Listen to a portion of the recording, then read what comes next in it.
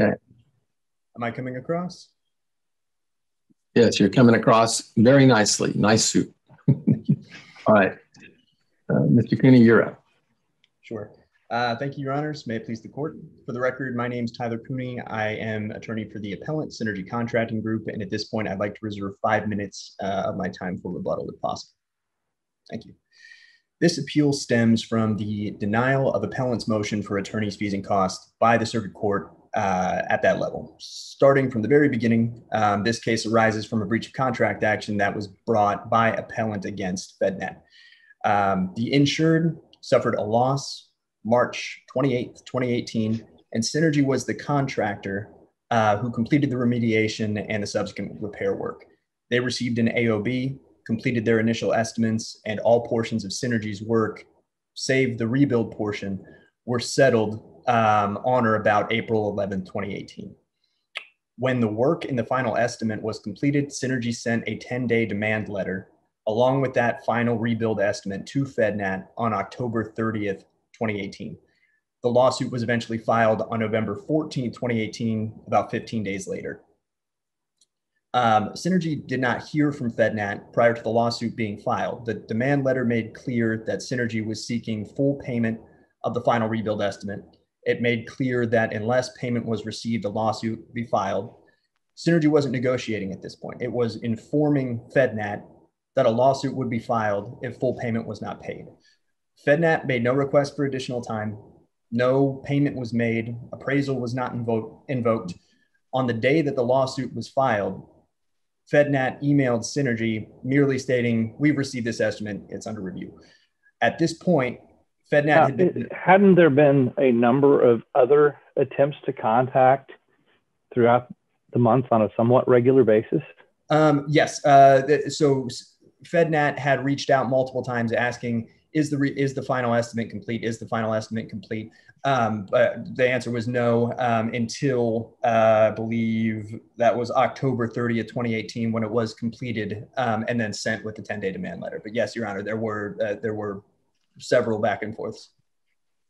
So months and months went by. I don't know the exact time frame, but maybe 6-7 months went by when they're asking for this information, and they finally get it with a demand and the new information and a 10-day respond to us, and then the lawsuit was filed shortly thereafter. Is that the right time frame?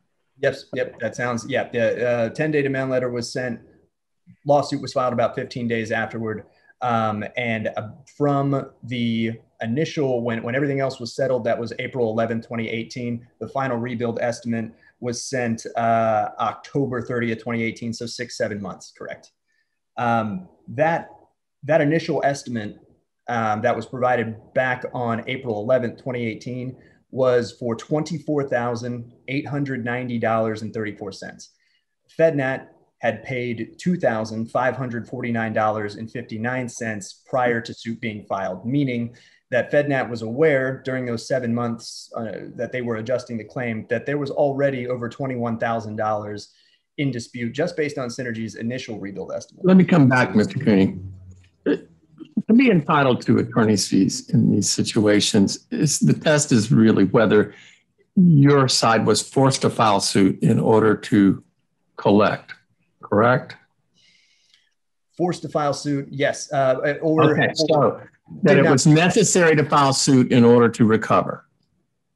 I'm sorry, you broke up, Your Honor. The question is whether it was necessary to file suit in order for you to recover. Essentially, yes. Essentially, yes. Absolutely, yes. Correct? Yes. In this situation, you've got the insurance company saying, okay, we're going to pay your first round, no problem. And then we'll keep our file open. And then you send us your final version and we'll adjust it at the end. And they kept checking back, basically monthly, I guess. And then you send well, here's the final number, pay us or we'll sue. Well, how does, pay us within whatever it was, 10 days, 15 days, or we'll sue. How does that make it necessary for your client to sue? Because the insurance companies position, as I understand it, is hey, we're going to review this and we'll get back to you. And then they did come back actually on the same day that you filed the suit and say, well, we have some questions, but where in there could anyone look at that and say on that record it was necessary for you to sue to recover the appraisal amount? Well, so what FedNat had paid prior to suit being filed was essentially their undisputed. So it's not as though they paid the amount in Synergy's initial estimate and said, we'll get you later when you come back with the. So they had but we'll keep our file open. We know you're still working and looking at it, and come back to us. Correct. But when it came to them, it was a demand for payment now or we'll sue. Correct. And I think Synergy's logic was, at this point, the claim had been, if the claims file has been open, the claim has been under adjustment for 7 months. At this point, they should have a pretty good idea of the amount that they owe if they had wanted to compare. Well, I don't know. For 7 months, they've been asking and you haven't been responding. Well, for 7 months, on their end, they had already had an amount that they thought the claim was worth. That was the undisputed, and they paid it. If they would have taken those 7 months to request a comparative estimate, request a reinspection. They were requesting that your client tell them how much you claimed they owed. Correct. And your client was not responding. Well, I believe sometimes they did respond, Your Honor, but the estimate was not finalized until much later. That much is absolutely true. They had been requesting for a long time. That much is absolutely true. But the sheer amount of time where FedNat does employ adjusters. Their job is so that sheer amount of time made it necessary for your client to sue in order to recover the appraisal amount. Well, that at that point, the purpose, if the purpose of this lawsuit was to generate fees, why send a demand letter? Why not just send the estimate? I don't think they have to prove that. I think the burden, at this point would be on you, correct? Yeah, with the burden of what had the claims. The necessity of the lawsuit. Right. Well, and I think, and I'm blanking on the case law, but I could find it very quickly. But I believe the test was were both parties still involved in negotiations, had the adjustment process. What the judge found. Right. And I think the demand letter, it takes two parties to be involved in negotiations. I think it's appropriate that Synergy decided after this amount of time. So it's okay for your client to, for the first time after all these months, to say, this is what we want from you, and you pay it now or we'll file suit, and then somehow the court's supposed to decide that it was necessary for you to do that. Or at least that the parties were no longer involved in good faith. Because the parties were no longer involved in negotiation because your side unilaterally said, this is the amount and we won't take any less and you pay us within 10 days or we'll file suit. Correct. Although, again, just I mean, that's kind of clearly what happened here, is it not? In terms of the timeline, yes, that is timeline, everything else. Yeah. Well, I've discussed it before. I don't know that it's being found to be convincing, but the amount of the 7 months prior, and the fact that FedNat does employ adjusters who usually have a very good idea of how they're going to value a claim and what they're going to pay out. Should it have taken more than what amounted to 14 days to look at that estimate despite already having a $21,000 difference in dispute and knowing that amount isn't going to get any lower, should they have had an idea of, we're either going to invoke appraisal, we're either going to pay this in full, or we're either going to go forward. Those are really only the only three options. And I don't know that it takes 14 days after receipt of a demand to make that decision if you had truly been adjusting the claim for 7 months prior.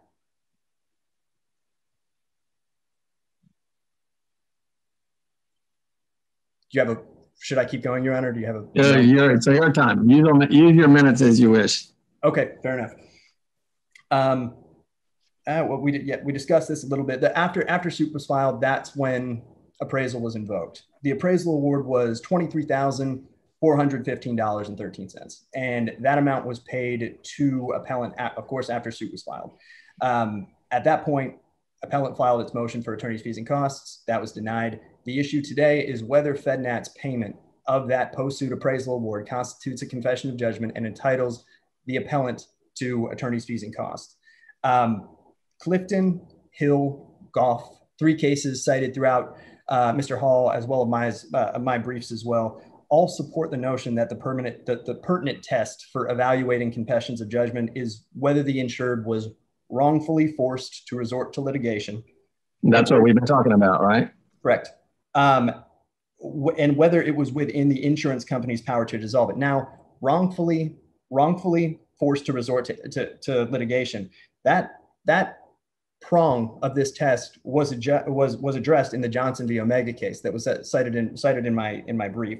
And Johnson v. Omega essentially found that word wrongfully means an incorrect determination of benefits. They're not looking for bad faith. They're not looking for any facts that the insurance company acted inappropriately. They're looking for an incorrect determination of benefits. We have that here. It's evident by the amount of the award in appraisal.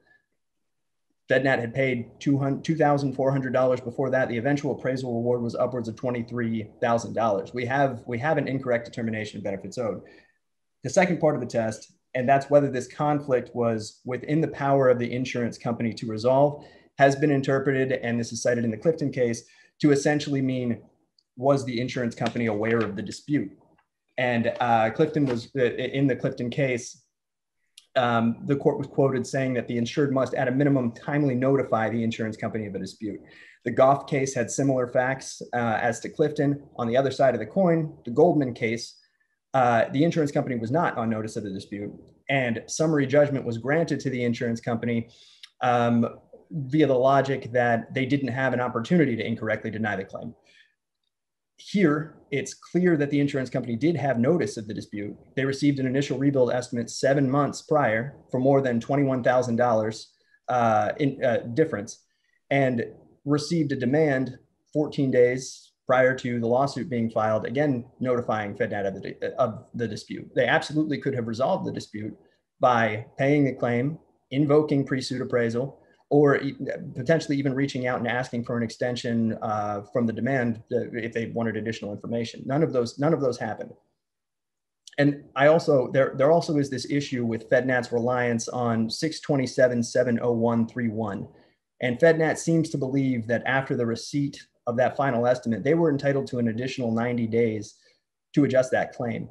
I cited the Castro case in my reply brief to demonstrate why this belief is misguided. 627-70131, according to Castro, is simply an interest statute. It authorizes the inclusion of prejudgment interest on any payment of an initial or supplemental claim made 90 days after the insurer receives notice of a claim. Castro specifically states it does not, meaning this statute, it does not require the insured to perform any conditions precedent to filing a lawsuit. Reliance on Castro for the belief that an insurance company has an additional 90 days to adjust a claim is not correct. And further, and I'll mention this now, we may touch on it later, but the Dora v. Rockwell case, also cited in my reply brief, helps to establish that Synergy's rebuild final estimate is not a supplemental estimate as used by Appley in its answer brief. The distinction comes from whether the request or the demand seeks additional monies for a claim that FedNat has already adjusted, meaning it is not a supplemental claim, or if it's seeking payment for a newly discovered loss, something that has not been adjusted yet. In the instant case, we have a loss that FedNat had already adjusted. It's the same policy, the same property, the same damage. And now Synergy is requesting additional monies for the same loss.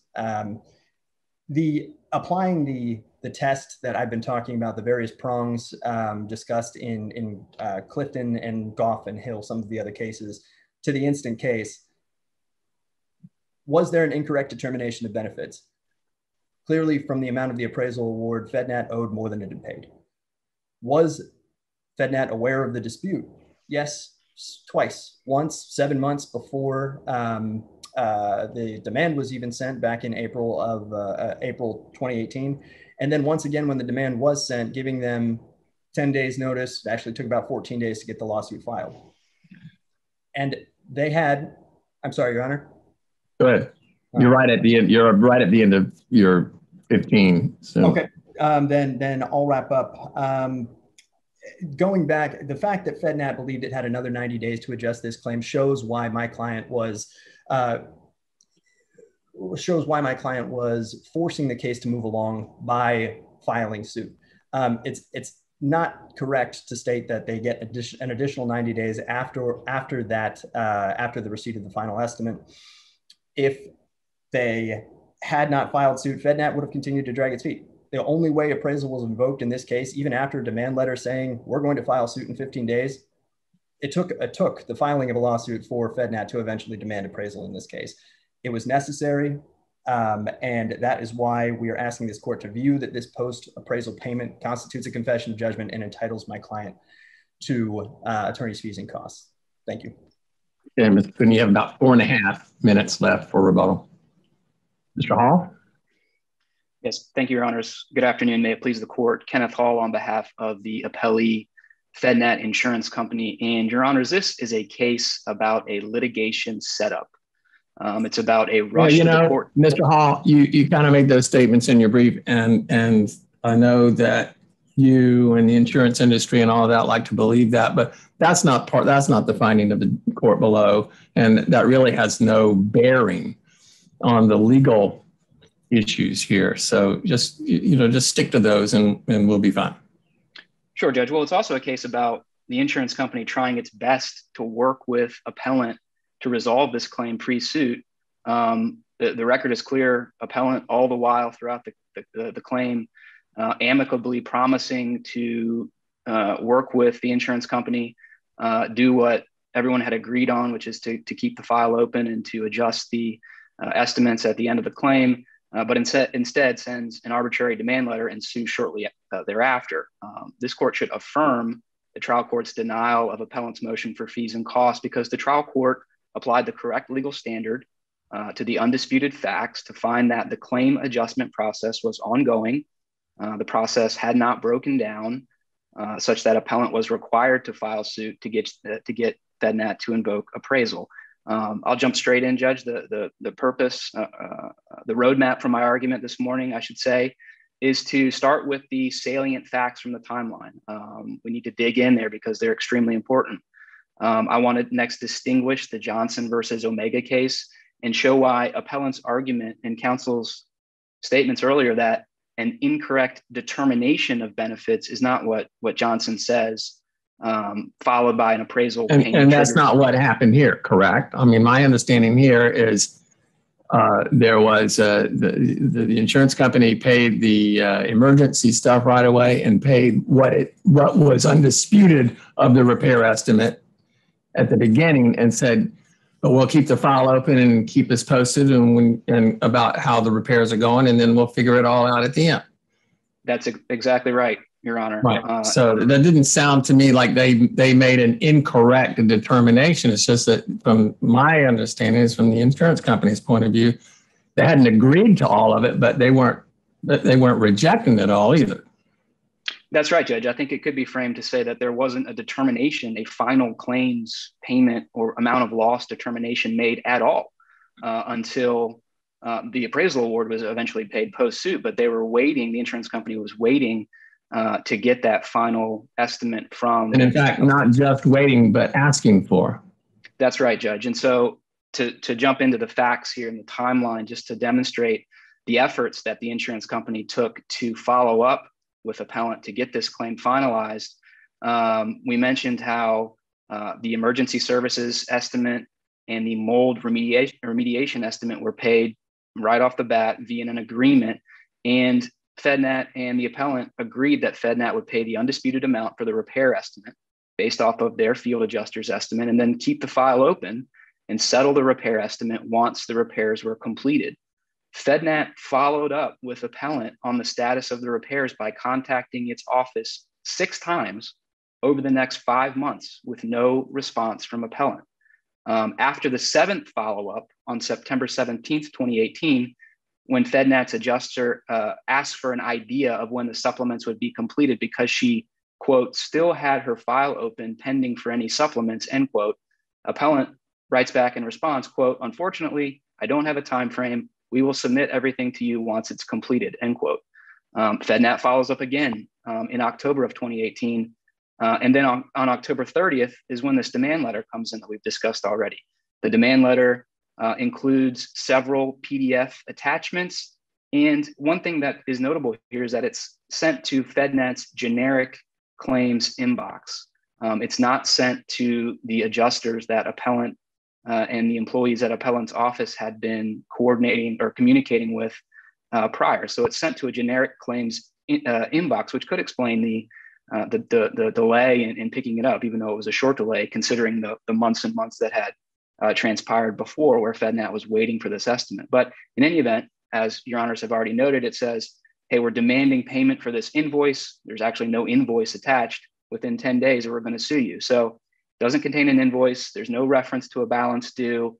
It's resubmitting the mold invoice that had already been paid with no explanation as to why it's resubmitting that again, as well as this brand new supplemental repair estimate. And so following receipt of that demand letter, FedNat responds to appellant and says, hey, we got your supplement. It's under review. We'll get back to you shortly. And oh, by the way, mold has already been paid in full. What does FedNat do after that? Internally, the desk adjuster submits the new estimate to its field adjuster who's been working on the claim for him to look at it. He highlights line items on that estimate that he doesn't agree with. And then later, FedNat emails appellant back, attaching the highlighted estimate with the field adjuster's notes. It proposes scheduling a reinspection of the property. It requests additional photos to substantiate what appellant is saying these additional line items are for, these extra things that need to be repaired. But appellant doesn't respond because, as the court has already pointed out, it was sued on the same day that FedNat caught the demand letter and responded and say, hey, we got it, it's under review. And so with that timeline in mind, we have to look at the legal standard. And I wanted to rebut appellant's argument regarding what Johnson versus Omega stands for. Appellant says that, and this is what I was sort of getting at earlier, that it's an incorrect determination of benefits followed by an appraisal payment that triggers entitlement. But that's not what the case law says. It's not determination of benefits. Johnson says it's an incorrect denial of benefits. And that's a critical distinction between a coverage denial, which is a zero payment, meaning nothing under the policy, as opposed to a covered claim where coverage is opened and it's simply a scope of damages dispute. So Johnson was just briefly, it was a sinkhole claim. It was denied in its entirety by the insurance company. Suit was filed. The neutral evaluation process was invoked. The neutral evaluator found sinkhole. And so the insurance company answered the lawsuit, changed its position, admitted coverage, and paid what it thought was owed. So Johnson moves for fees based on that post-suit payment. The insurer says, it's not just the post-suit payment that you have to show in order to be entitled to fees. It's that we acted wrongfully or in bad faith to be entitled to fees. That went up to the Supreme Court and they said that the insurance company was wrong. There's no bad faith requirement. There's no wrongful action requirement, just an incorrect denial of benefits followed by a post-suit payment. But it's a denial that is critical there. A denial, again, means zero, not a covered claim. That's a scope and pricing dispute. That distinction was recognized in the Goldman case from the 4th DCA in 2018, which I've cited in the brief. That was a plumbing leak. It was a covered loss. It was paid pre-suit. Prior to filing suit, the insured didn't put the insurance company on notice that it disputed the payment at all. So there was radio silence from the insured until the suit was filed. Once the insurance company was sued, they immediately invoked appraisal. They paid the appraisal award. And then on the fee issue, the 4th DCA said no fees in that circumstance. They distinguished Johnson because the appellant in that case was relying on the same logic that appellant is relying on in this case. And the Goldman court said, quote, the homeowners appeal and spend nearly 8 pages of their brief discussing Johnson, but Johnson is not applicable. In Johnson, the insurer denied the homeowner's claim in its entirety, leaving the homeowner with few options other than a lawsuit. It's not what happened here. The Johnson court goes on to cite the Hill case, which I'll talk about in a moment, but Hill says, I'm sorry, this is the Goldman court talking. They cite Hill and they say, it's only when the claims adjustment process breaks down and the parties are no longer working within the contract, but actually taking steps that breach the contract, that the insured would be entitled to fees. And I think what the issue here is that it's clear that we can't have a breakdown of the claims adjustment process if there's no notice of dispute. That's what the Goldman case is standing for. But that doesn't mean that just being on notice of the dispute, as appellant would urge this court to adopt that reasoning, just being on notice of a dispute doesn't automatically equate to a breakdown. If we were to accept that interpretation, you could have an insured that submits an estimate, a contrary or competing estimate 1 day before filing the lawsuit, and they would rely on this faulty interpretation of Johnson, I think, to say, hey, that's a notice of dispute. And then anything that happens post-suit, if you pay more, that automatically entitles us to this confession of judgment finding and entitlement to fees. That's not what Johnson stands for. And that's not the actual standard that this court should analyze these facts under. And it's what the trial court did. The actual standard comes from the Hill versus State Farm case. And the through line, or the common thread of reasoning from these cases is this: it's that attorneys should get paid when they sue the insurance company and later get an increased payment when their work is necessary, not gratuitous. It's necessary where there is an impasse that needs breaking, or where there's a breakdown of the adjustment process, where the parties, again, are no longer working with each other. And that's, again, not what happened here. In Hill versus State Farm, which is this court's opinion from 2010, the court explained the rule for determining whether a post-suit payment constitutes a confession of judgment. And they begin, this is Judge Altenberg, contrasting the Goff case, which appellant has quoted and cited in his brief. And Judge Altenberg says this, he says, quote, "We held that the Goffs were entitled to an award of attorney fees because the lawsuit, quote, forced State Farm to request an appraisal and to pay significant additional amounts. It is apparent that some lawyers have read more into this than this court intended. Adjusting and settling property claims under insurance policies is never an easy process. It requires a level of good faith and cooperation from all parties. The law does not provide any general mechanism to impose fees against one party or the other merely because the negotiation process is difficult. It is only when the claims adjusting process breaks down and the parties are no longer working to resolve the claim within the contract, but are actually taking steps that breach the contract, that an insured may be entitled to an award of fees." And the court in Hill sent the case back down to the trial court to do the analysis that the trial court in this case did, to answer the question, was State Farm forced to conduct an appraisal by the filing of the lawsuit, or was it merely a preemptive lawsuit intended to obtain attorney fees for the usual efforts in negotiating a claim? And that's what happened in this case. Most recently, there's a federal court case from the Northern District where they summarize the law on confession of judgment and also quote the Hill case. And it's the Apostolic Pentecostal case that I've cited in my brief from 2010. Just briefly, the factual setup there, it was a Hurricane Michael dispute. The insurance company invoked appraisal post-suit. They made an additional payment, and then plaintiff consequently argued for attorney fees and costs on the basis, like here, that a post-suit payment automatically constitutes a confession of judgment.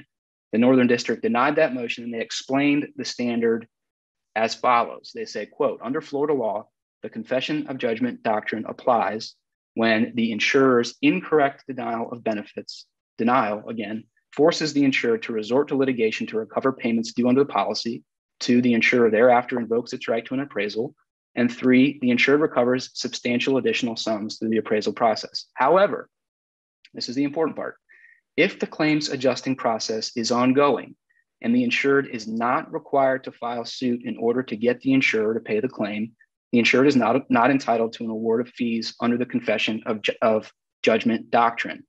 And the court applied that standard to the facts from the Apostolic Pentecostal case, and they justified the trial court's denial of the motion for fees and costs because the chronology there showed that claims adjustment had not broken down when plaintiff filed suit. The insurance company had, quote, "not closed its file or advised plaintiff that no additional payments were forthcoming."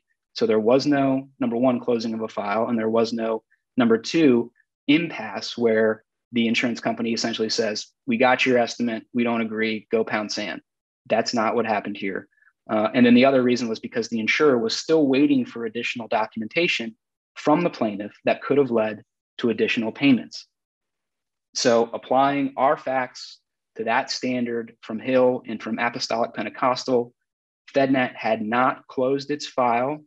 In fact, it had agreed with appellant to keep the file open and wait for the final estimate. It had followed up on multiple occasions, had confirmed again this plan to keep the file open, was promised that appellant would send that final estimate. So this concept of not closing its file and having this agreement in place was reiterated on multiple occasions. It was adjusting the claim throughout the multiple months of follow-up by virtue of this follow-up. And then when it got the supplement, it continued its adjustment activity when it sent it to the field adjuster for review. It sent it back to appellant with highlights, questioning these additional line items that it disputed or had questions about. It asked for photos to substantiate that additional damage. And so it asked to schedule a reinspection as well. So all of these activities are continued claims adjustment. And so just like in the Apostolic Pentecostal case, FedNat here is waiting for documents that could have led to an additional payment. And it's not a breakdown when those circumstances are in place as they are here.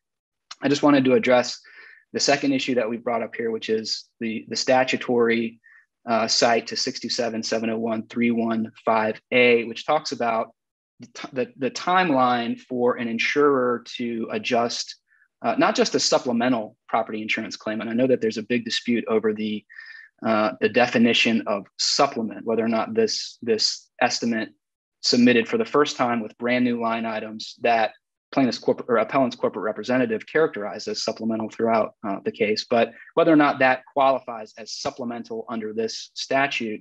But it could also be a reopened property insurance claim when you get something new that's asking for more money essentially than that had been previously submitted. But in any event, the reason that we cite to that is for this idea that that this is a penalizing statute. Okay, so if the claim is not adjusted and paid within 90 days, that doesn't become a separate cause of action for breach of contract. What happens is that an interest penalty begins to apply.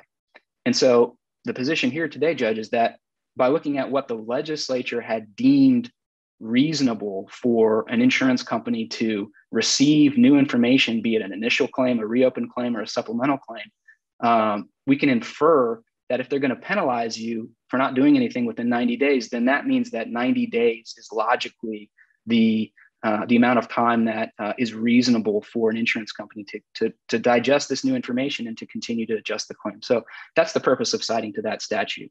Your Honors, I'll conclude with this.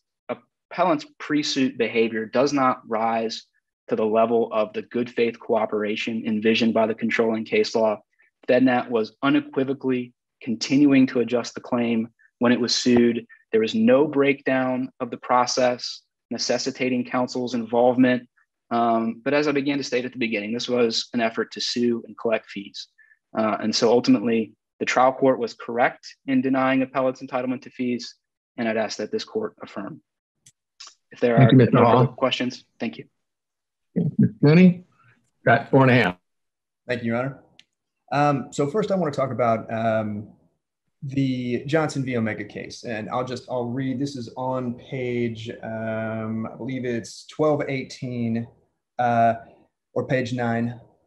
As we've discussed, the overwhelming case law on the subject dictates that both Omega and the court below were incorrect on the question of attorney's fees. Once an insurer has incorrectly denied benefits, the policyholder files an action in dispute of that denial, and the insurer cannot then abandon its position without repercussion. To allow the insurer to backtrack after the legal action has been filed without consequence would essentially eliminate the insurer's burden of investigating a claim. And then they say, we therefore disagree with the hypothetical reasoning in Clifton v. United Insurance Company of America.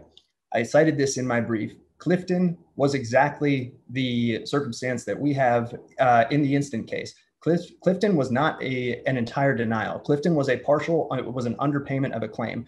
As I said in my reply brief, it doesn't make sense. It simply doesn't make sense that the court in Johnson v. Omega would apply that logic, would create their determination that the wrongfulness test needed to be adjusted, apply it to the Clifton case, and then not expect that to be further applied to cases that are exactly like Clifton, where it's not a total denial, where it's a partial denial, or a underpayment, an underpayment of claims. And it goes on to say that they disapprove of section 627-428 requires a finding of bad faith on the part of the insurance company right after speaking about the Clifton case. I'm cognizant of time, so I have to jump around a little bit.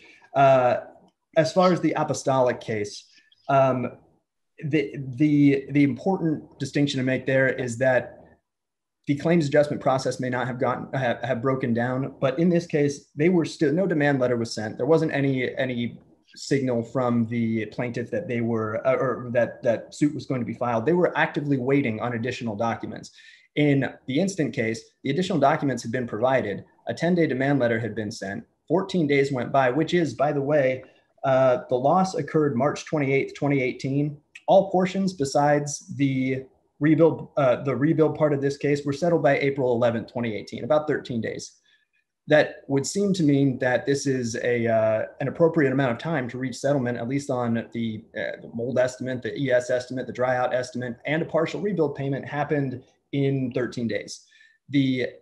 Especially after 7 months of being able to adjust this claim, as opposing counsel has said that it was open and being actively adjusted for 7 months, the insurance company should have a very good idea of what they're going to pay. They should have had their comparatives done. They should have had any re-inspections done. And they should, just as they did the first time when they created the estimate and paid the undisputed payment, they should have an idea of whether this is a case that's going to be paid or go to appraisal. Lastly, opposing counsel was talking a bit about the reopened claim as far as the 90-day statute goes. Multiple times, opposing counsel stated that this claim was open and was being actively adjusted. Those estimates, this was not a reopened claim. Those were not supplemental estimates. Neither of those terms fit to justify an additional 90 days to adjust this claim.